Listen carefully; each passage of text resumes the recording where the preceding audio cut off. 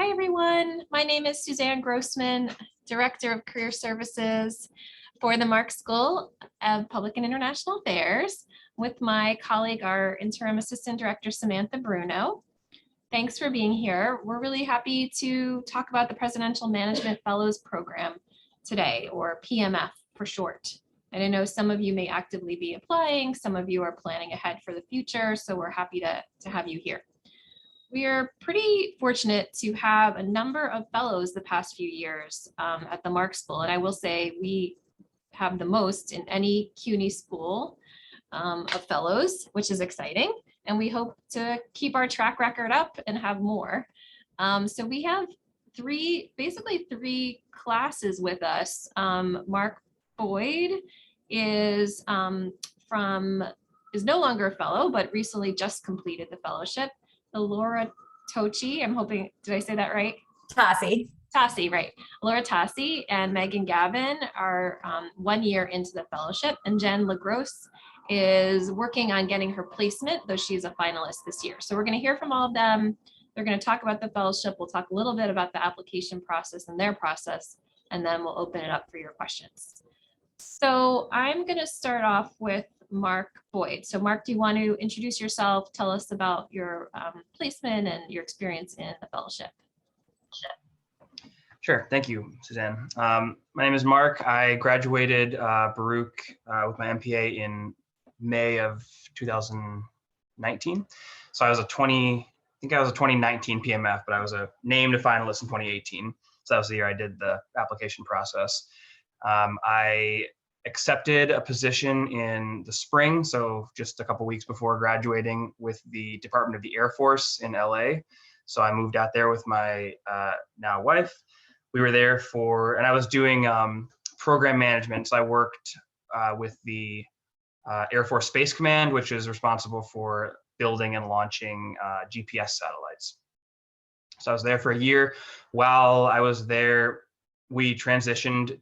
The Space Force was created, and so we transitioned to being Space Force, which didn't really change much in our day-to-day, but it was a interesting thing to witness a agency kind of being born, which is not something that happens very often. It was the first new armed service in 75 years. So we were kind of making it up a little bit. While I was there, I started doing a lot of communications and public affairs, which obviously lined up pretty closely with the MPA program and a lot of my interests and courses at Baruch.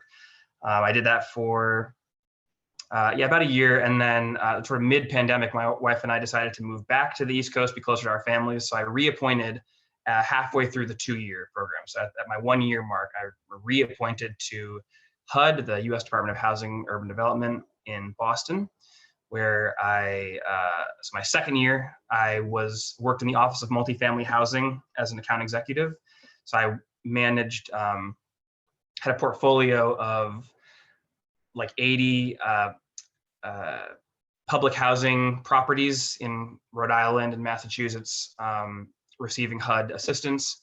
So I worked with the owners and management companies of those buildings to basically, it was like a regulatory position. So I helped enforce HUD programs and rules about, property conditions and answering tenant complaints and all that kind of stuff.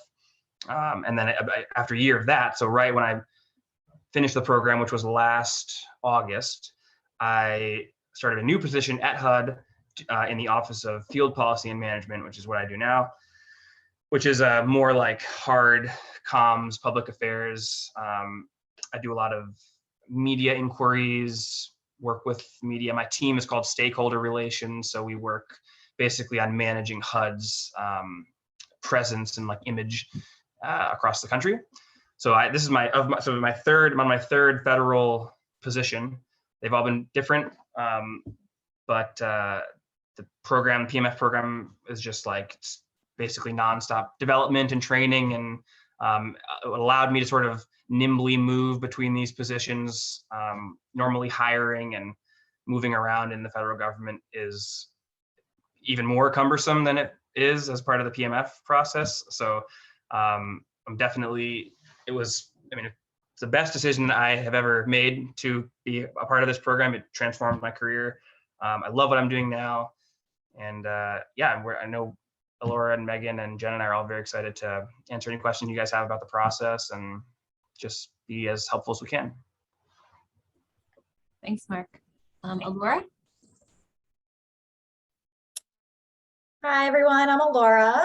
I graduated from Baruch in December 2018 with an MPA and became a fellow at the end of 2020.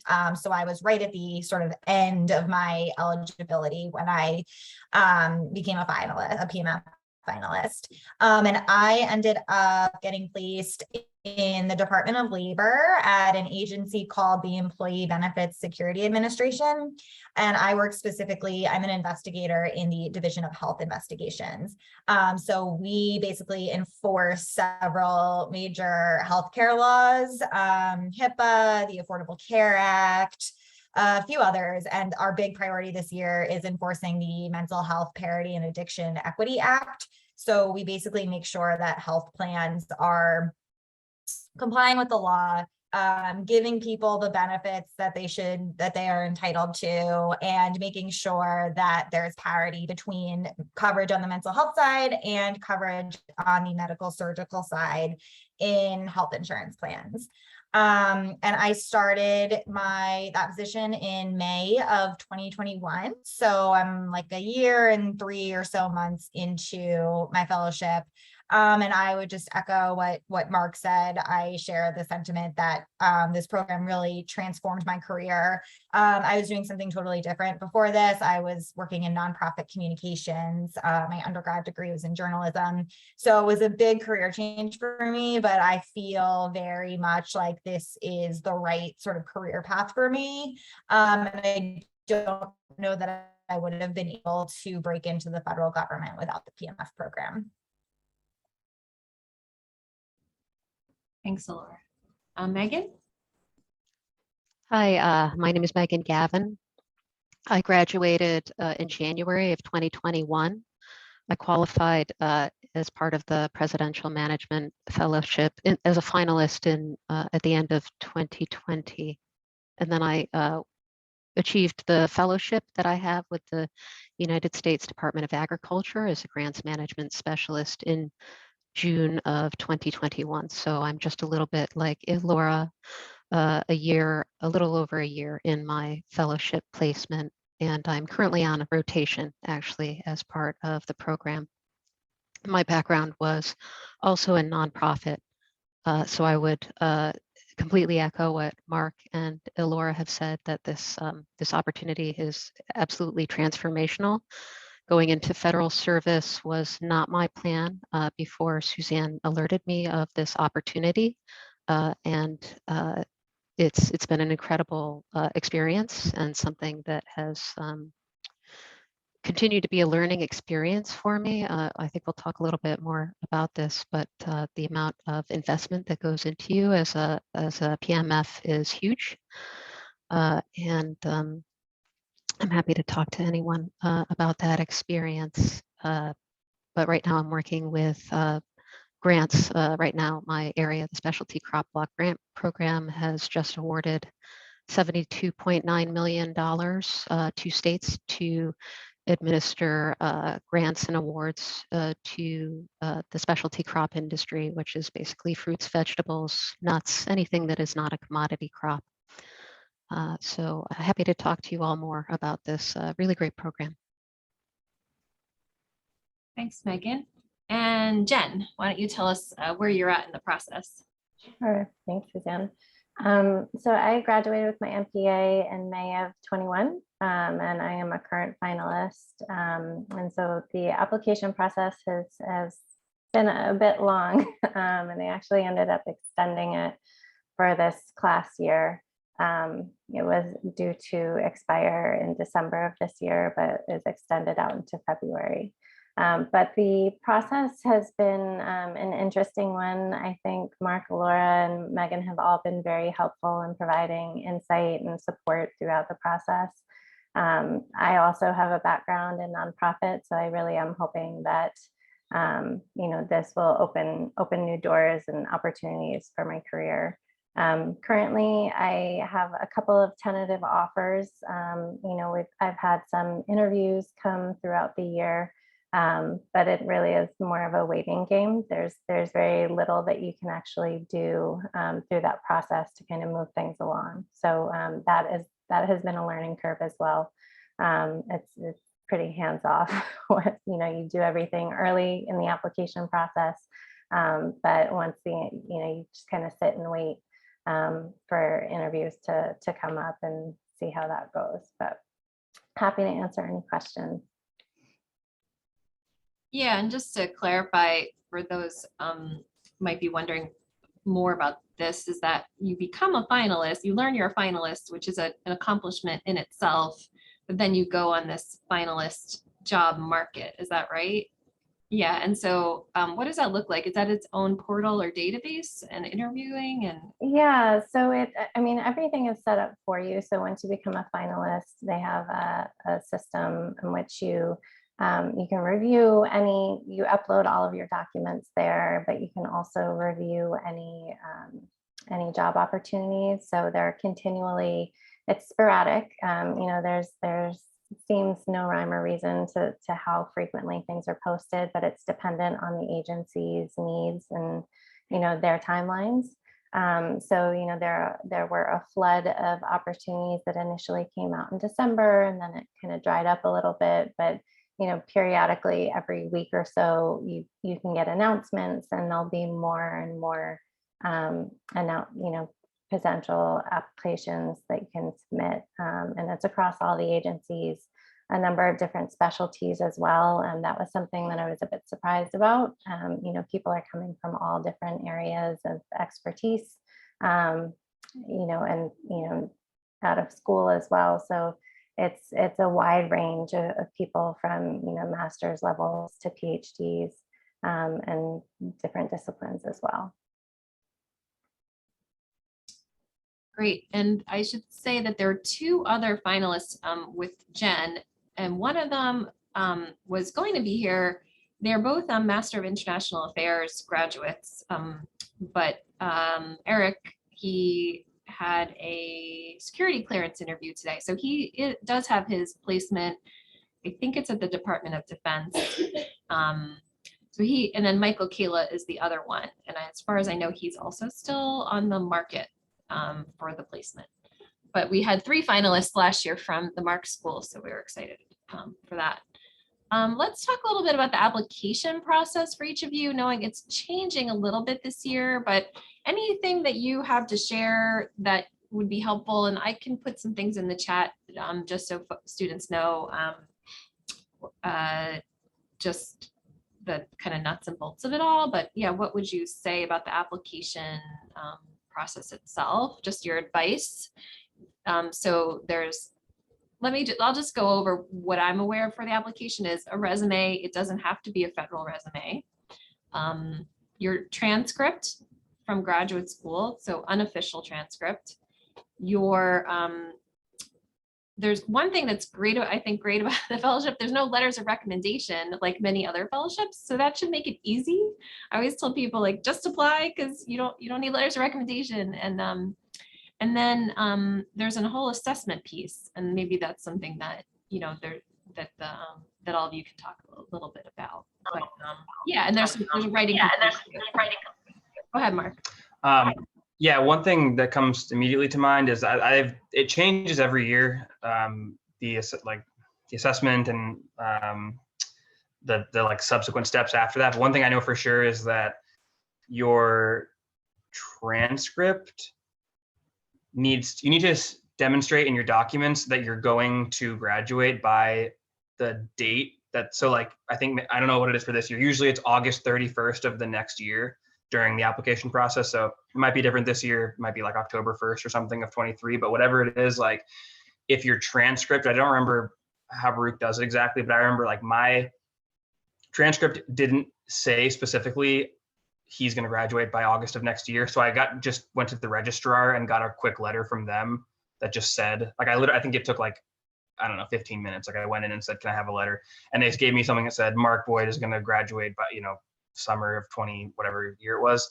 But that's something it's like a little taste of USA jobs is like all super hardcore with like your documents, but that's something you want to make sure you have. Like if you don't, if it doesn't say on your transcript, make sure to get one of those. Super easy, but I think that's kind of like a deal breaker if you can't demonstrate that you're gonna be graduated. Absolutely. Thanks for bringing that up. I put in the chat the link. We have this intent to apply form, because when I first started doing this, I would have people go to the registrar and there would be all kinds of holdups on their end. And I just realized like we have to make this easy for you all. So we do it in-house, and our academic advising team does the letters.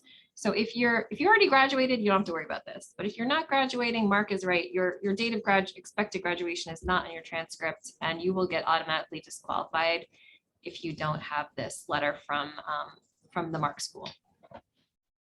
Any other thoughts? Yeah, and then yeah, go ahead. yeah, just like, so I'd be interested to hear like mainly from Jen, like how her assessment or experience of that was last year. For me, it was basically like, I think they've shortened it maybe a little bit. I think it's maybe like 2.5 hours. I think mine was 4 hours, I think, and I had to do it all at once. I don't know, I could be wrong, but it was basically like, was similar to the GRE, or like if you've ever taken a New York City civil service exam. It was just like, there was a couple different sections, like timed sections. It was like critical thinking, like reading comprehension, I think. And there wasn't any math. There might've been like a couple like word problem kind of things, but it was basically just like that kind of just like general knowledge. It wasn't like, for sure you don't need to know anything about like even like how the federal government is organized or like agencies or anything. Like it's not specific to like that world. It's just kind of like general knowledge that, since you're all students or recent students, like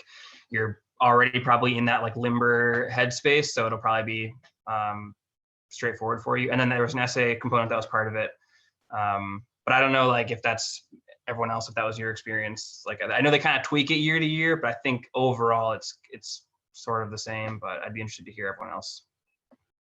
Yeah, Mark, I can chime in on what it looked like this year. I think it was about 2.5 hour time frame. You know, and I think the most important thing to do is just have a quiet space that you can really just kind of dive in and concentrate. There were some situational, you know, questions about how you would respond or engage, but exactly what Mark was mentioning. And then the essay component this past year was kind of along the lines of why the PMF, why you're applying to the PMF and you think it, you know, you should be chosen as a finalist. So it was all information that you already have. It's nothing that you can really prepare for other than having that time and space for you to focus. But I didn't find anything unnerving about it. So, you know, I wouldn't have any concerns about that.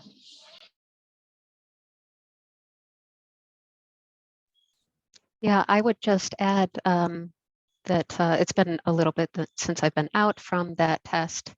I would echo that, just carve out the time and the space to do it. And if you happen to be on the fence about doing it, I heartily recommend that you just go ahead, jump in, take the test. Don't worry too much about preparation. If you don't have the time to do that, this is a great opportunity, and you wouldn't want to take yourself out of the running by not doing the test if you have the time and energy to do so. Yeah, I would echo that. I actually applied the first year after I graduated and didn't get it, and then applied again kind of because I was desperate for something new and ended up getting it. So I would say, like, one, if you don't get it the first year, you can keep applying as long as you're eligible. And two, like Megan said, you know, if you are remotely interested in federal service, it's really worth applying. Great. There was a question in the chat about if you don't find a placement within the given time frame, what happens? You have a year, I think, and they're scooting it forward, I believe, this year. So previously it was like November to November. I think this year they're announcing finalists in February, actually. So then it'll be a year from then. But basically, if you don't when that year is up, the next class, they become eligible and you lose your eligibility. But honestly, for the most part, I know Jen said they extended it this year, which makes sense because there's like a really big number of applicants and finalists, and just like with the pandemic and everything and the election, like there's just been a lot happening. So there's lots of expanding and contracting at different agencies. But in my experience, I think everybody I've ever known who was a finalist who was looking found a position. Some people, you become a finalist and then they take some other job or they get promoted at their old job or whatever. But like, as far as I know, everybody who they give you resources, and like Jen said, like it can be a drawn out process and it takes a lot of patience. But for the most part, for sure, everyone that I have known who has like looked has eventually found a position. But if you didn't get one, I think you would have to reapply, which you're allowed to do if you wanted another year of eligibility, or if you didn't find something that you felt was right for you or something like that. Yeah, I'm gonna put in the chat. I actually, there's public information about the finalists, so you can see this is from 2022, like who's been appointed and where. I think, yeah, if you click on the appointed tab, it tells you which departments and who's not been appointed yet. I find that useful. Yeah, I would add too that what they tell us in the process, and there's a lot of support after becoming a finalist. There are open office hours to ask questions. There are dedicated staff to support you in your process of looking for the job.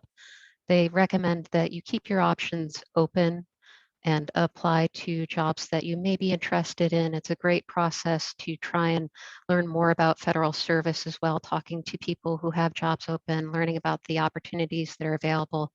I think I applied to something like 20 different positions, and I ended up finding the right one for me. But they always recommend that if you want to find a placement, keep your options open as far as which agency you'll work for, maybe moving to a different city, as Mark did. There are lots of opportunities to move once you're in, so it's worth getting in and then moving around in federal service. I've seen an incredible amount of movement, way more than I ever saw in my career before coming into federal. There was someone who raised their hand, just Lane.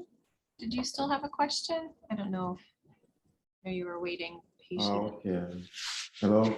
Yeah, sorry. I have two questions. I missed some part. At some point you said that you have to get a letter from the Marxe school in order. I missed that point. Please, can you remind me that? And also, my second question: I am a refugee under the protection of the U.S. Am I qualified to apply for?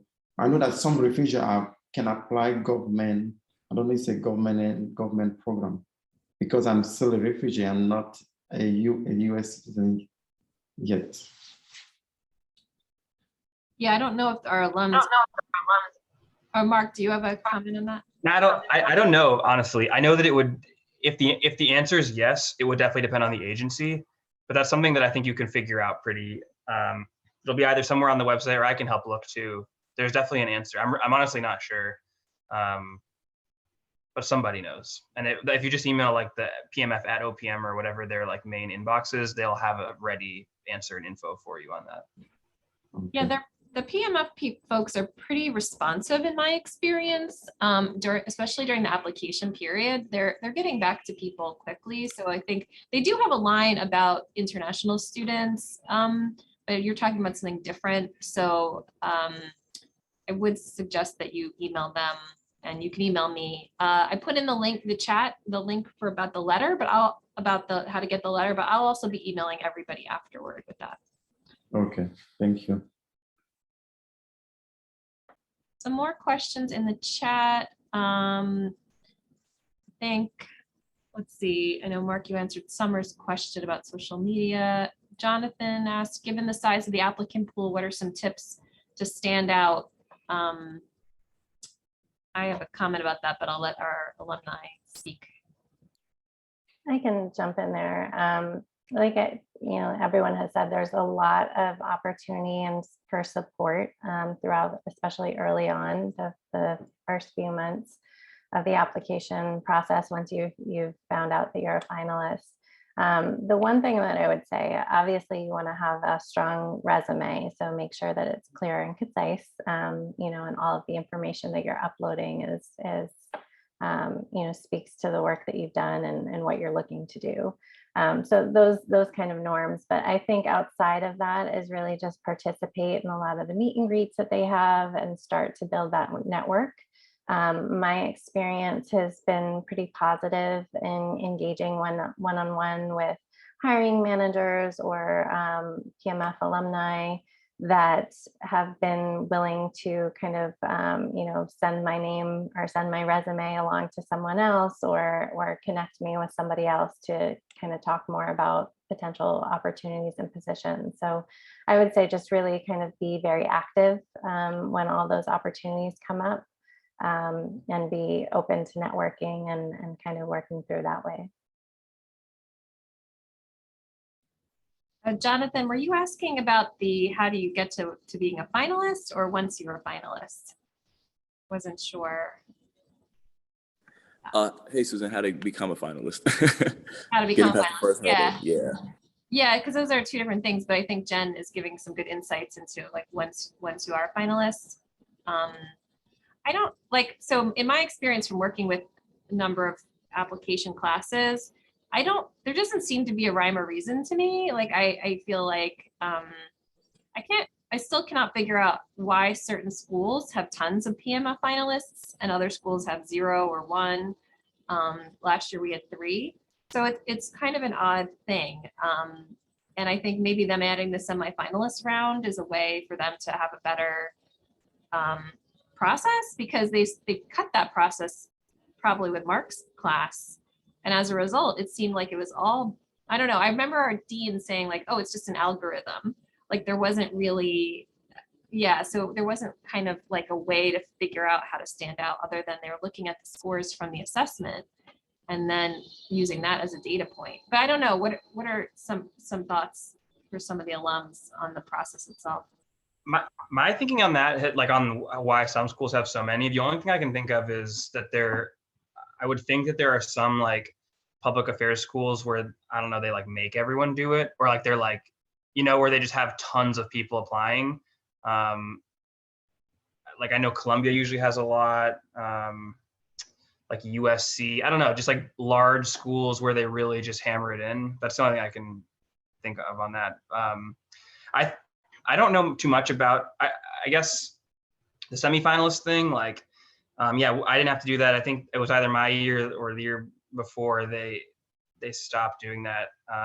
And we also didn't have a like go to DC for a career fair thing. So I don't know if that was like, I think at some point those were kind of the same thing and they might have been different, but basically I think it's good for, I know the program is doing a lot to try to diversify the applicant base, both like what schools, what parts of the country, like they're just trying to do a better job of that so that like the incoming class is like just more representative of the country. So I think that the semifinalist phase, which I believe there's going to be like an interview component. I think that that's probably good for smaller schools and public schools and, schools that aren't like PMF factories, because I think like I'm a big believer, like I think Baruch students have a lot to offer. And I think I'd like to think that having a phase where, I don't know who the interviewers would be either, but like getting to know the students and like hearing about, lived experience and like why you want to work for government, I think that would benefit a school like Baruch. So I don't know, we'll see. I'm really curious to see how that all kind of plays out. There's been some with the pandemic and just otherwise, there's been some pretty substantial changes like year to year to the process. So I'm really interested to see how that works. Yeah, I would agree. I think that the selection process is kind of opaque.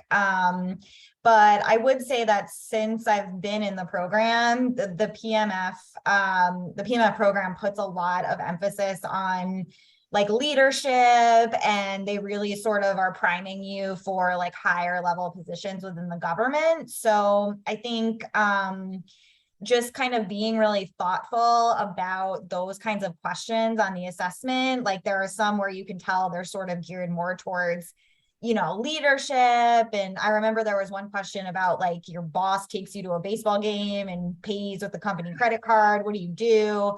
And I don't remember what I answered, but I think questions like that, just kind of be really thoughtful about those, because I would imagine that they probably place a good amount of emphasis on those kind of like soft skills in addition to the harder skills.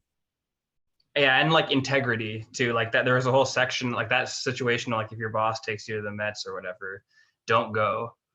If they buys the tickets on the agency card, I mean, like I don't that kind of stuff. I remember thinking like, who is this for? But I guess people, you know, the people would be like, oh yeah, it's great, go to a Mets game. Yeah, I would say, and like Jen mentioned about like, I think there's always an part of the essay component about like why you're interested, and you can't really prepare, but like you sort of can be thinking about like what your sort of personal like story is and like why you're interested in public service. And I think they're really interested in that. And you know, everyone that I have known that's been connected to Baruch in any way, like my classmates and alums, has a great story and reason for wanting to like be working in the public sector. So maybe just like be thinking about like, you know, how you're kind of like, not like elevator pitch, but like that kind of direction of like what it is you have to offer and why you think that you've got, you know, you want to go into public service. And I think that kind of stuff goes a long way.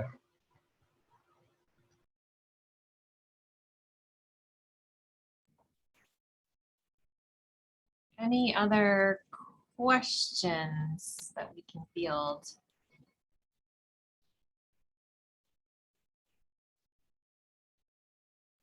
Megan, you had alluded earlier to leadership development or trainings. Did you want to say a little bit more about that?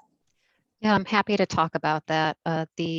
So the opportunity to basically onboard into federal service, this is like a pipeline, a pathways program that brings people into federal service, not just even at the starting level. This is it's a program designed to bring some of the best, the hardest working, the most talented, the best trained folks who are most dedicated to public service into federal service at a mid-level. So you would come in at a certain pay scale and at a certain level of experience as the holder or the soon-to-be holder of an advanced degree. And the pay scale in most federal agencies is based on the general schedule.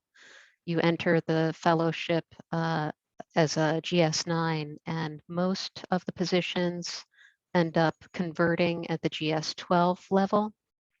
You can look up those amounts online, but you are essentially in mid to approaching executive management by the time you finish that fellowship.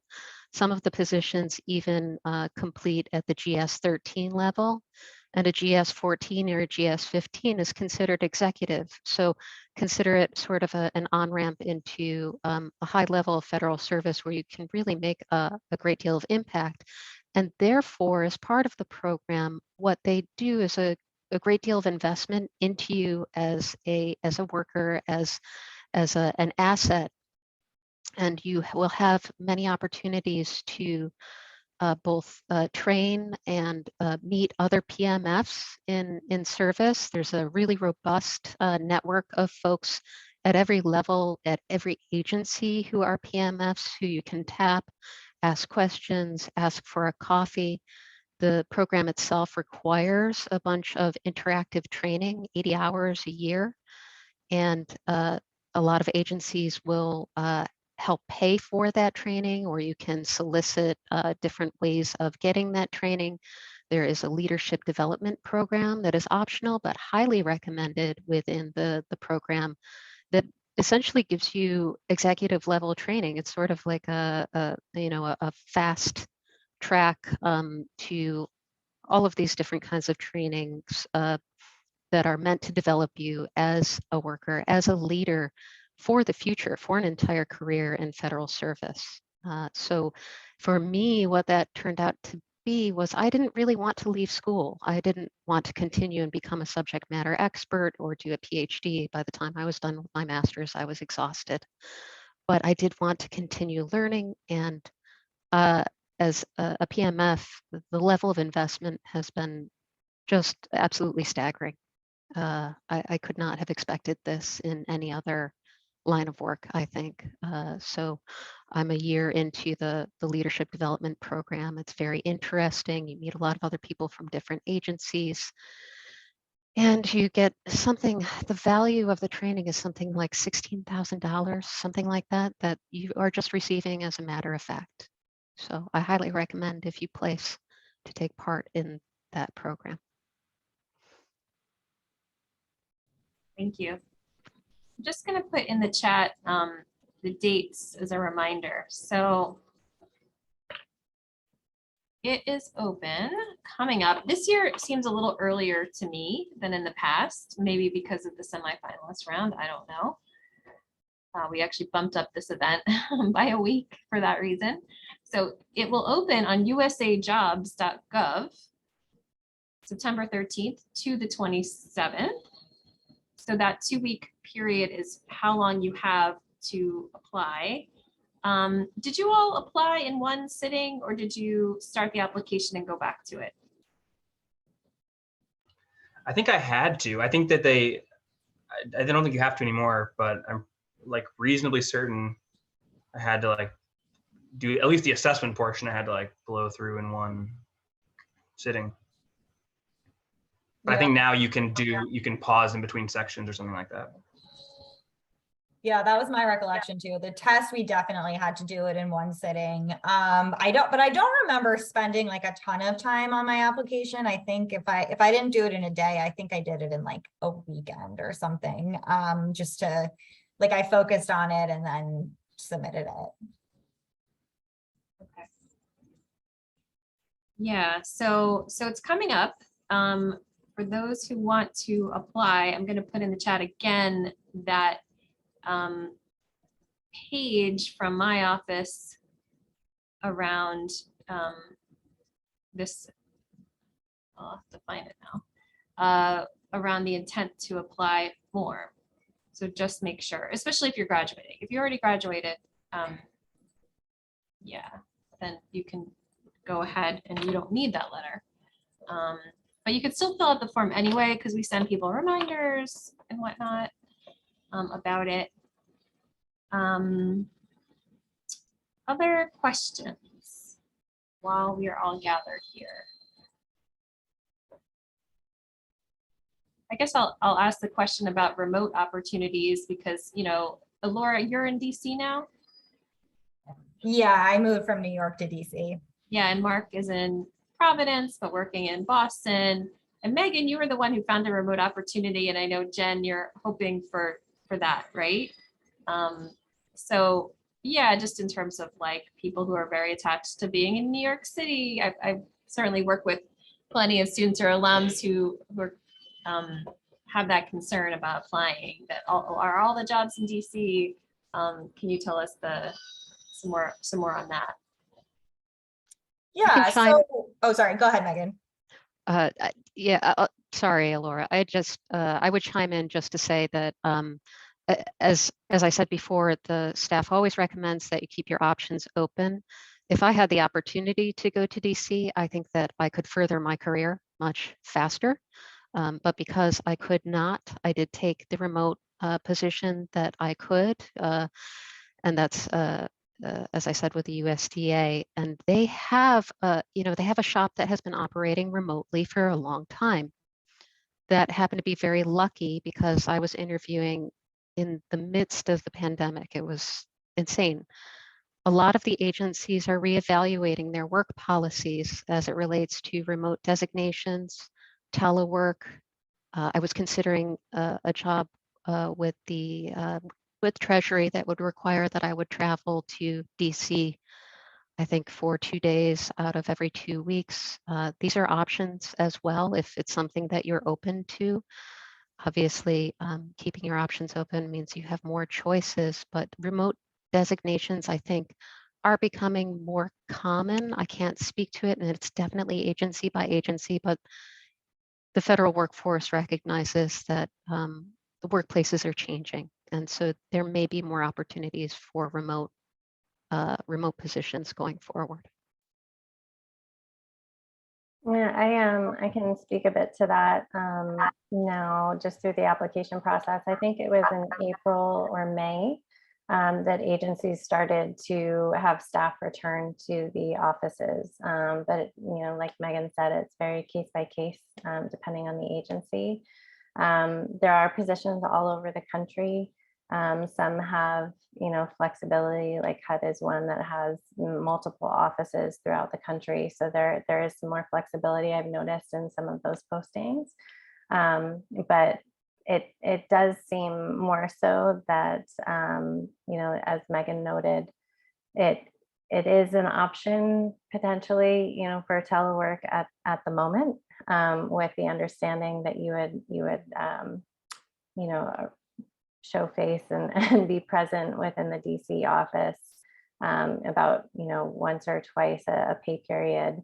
But they do make it very clear throughout the process that it's still evolving. So what stands true today, it may look very different for the next class period. So something to keep in mind, but I definitely would encourage, apply, once you become a finalist, you have a lot of options, and it can be a long process. So things can change in between them, but you have to be a finalist in order to have that on the table.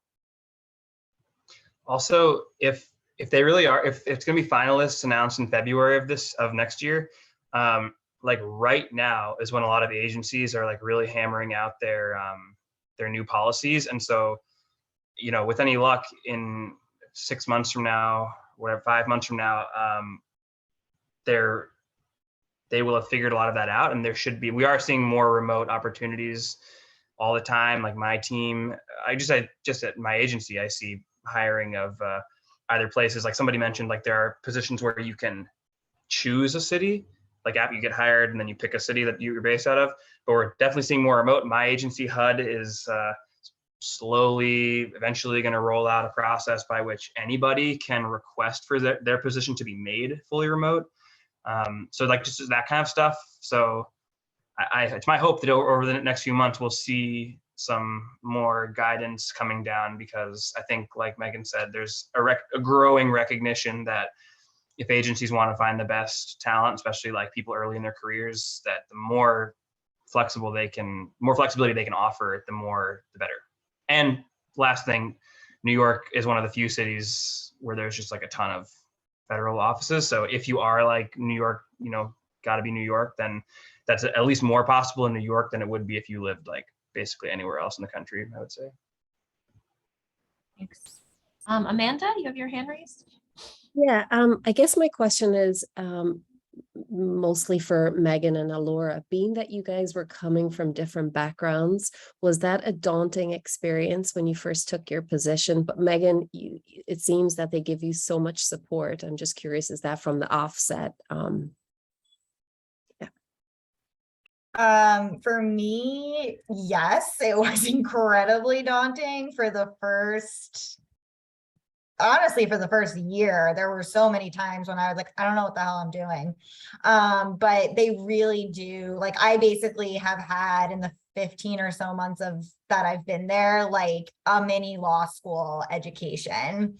It really, like, I truly have learned more in this time frame than I think I ever have before in my life. And it is the kind of thing where, like, for me, there was definitely a huge learning curve, but everybody was very patient with me. Everybody knew that I didn't know anything about the laws we were enforcing.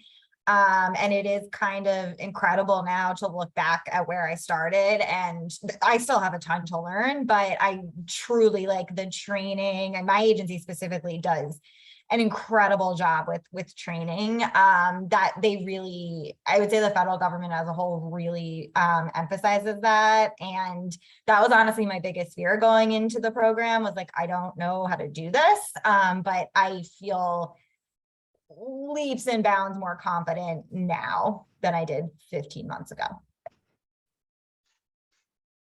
But yeah, I would, I'd say that because my background was kind of in grants, and I'm doing grants now, which is probably why I got the position that I got.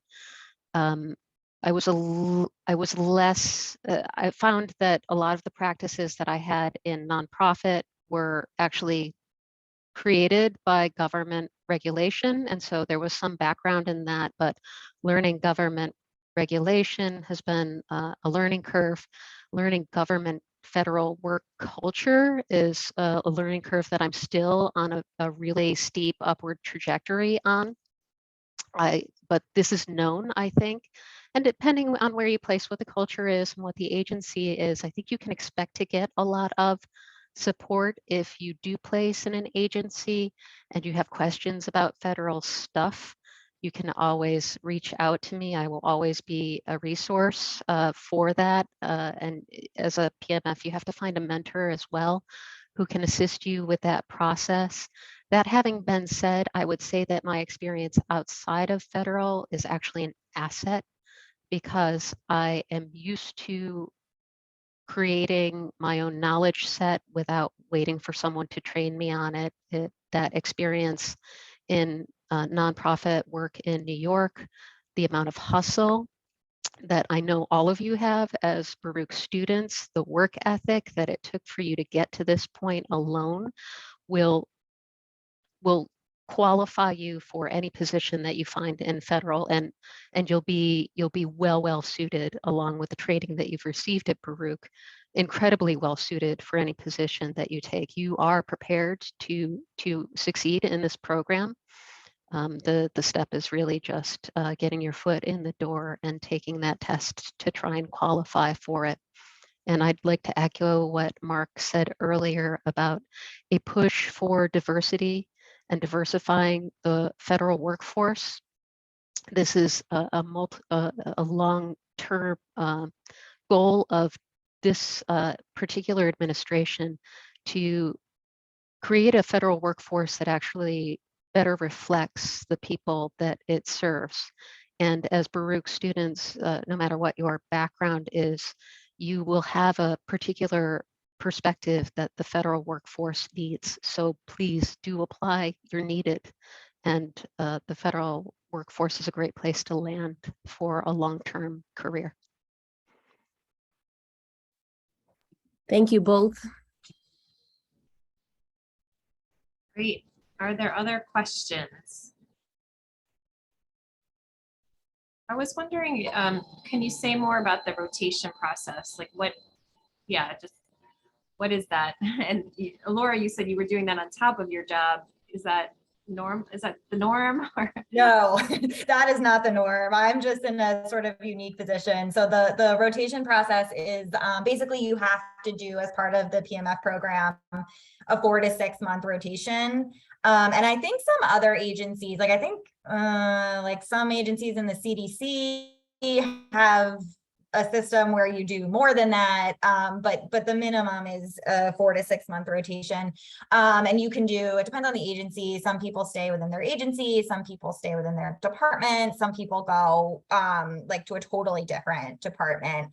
I happen to stay within my agency. I'm doing a rotation with the acting assistant secretary of my agency. But so because I stayed within my agency, I sort of also continued to do my regular day-to-day job, which not totally ideal, but very rare. Not usually people just do the rotation and stay in the rotation.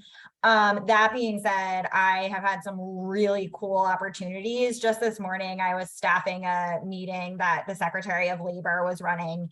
I've done that several times. I briefed the Secretary of Labor, which was terrifying, but which was a really cool experience and not something that, not an opportunity you would normally have as someone like me, so new to government and still sort of junior. So the rotation, I have found that the rotation experience is a really cool benefit that is sort of exclusive to PMFs. There are not many other programs where you sort of do this required rotation and it's built into the experience. But for me, it's been really amazing and I have learned a lot. I don't know, Mark and Megan, if you have different or other experiences with your rotations. I didn't do a rotation because I reappointed halfway. So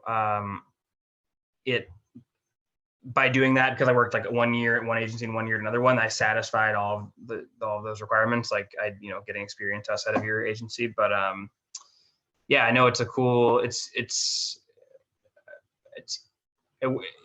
easier in DC if you like work at one agency to just like set up a rotation of like whatever other agency like right across the street. So it's a little different when you're like out stationed. But yeah, I think it's a great that's a great requirement, and they'll work with you to find a rotation, and it can be related to your position or it can be like pretty different. So I think it's a great way to get exposure across agencies.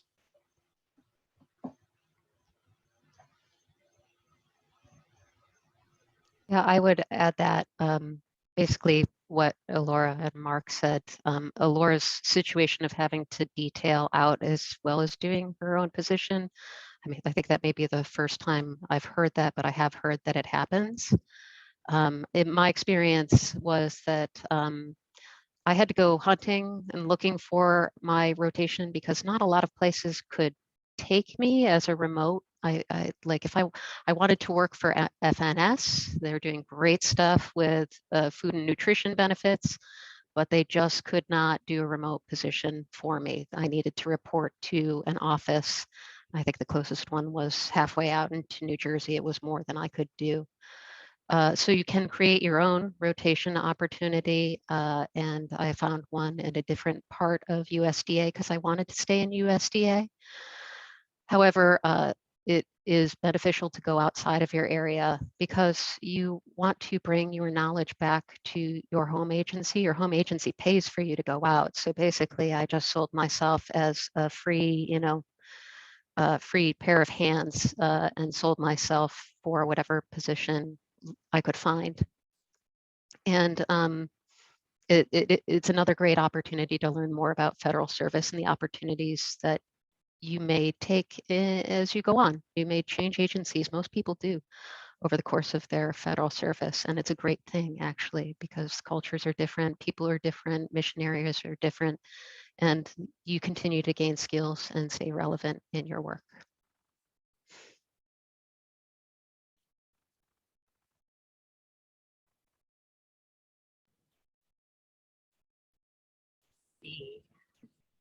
I just, as we're wrapping up, I was just looking for the, to give you all a sense of how many people applied from last year. Hold on.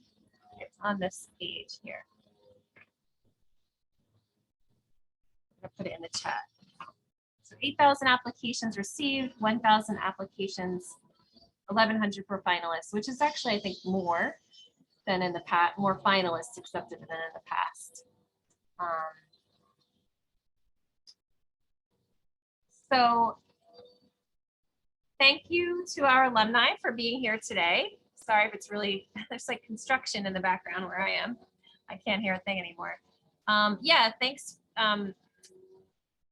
There's a question about contacting the speakers. So Mark is putting his email and we have Alora's. In my experience, our alumni are always very happy to be helpful. So if anyone is listening to this recording or has follow-up questions, we can put you in touch with these alums. And then there's, like I said, 2 others from the MIA program who are hopefully starting their placement soon. I hope everyone will apply who is eligible. It can't hurt to apply, right? It's just a little bit of your time. And I hope today our speakers made it sound exciting for you, an exciting opportunity.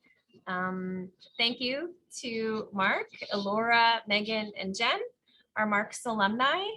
And feel free to reach out to my office with any questions or follow-ups. Thanks, everybody. Have a good day, and please join me in thanking them in the chat as well. Bye, everyone. Take care, everybody. Thank you, everyone. Good luck.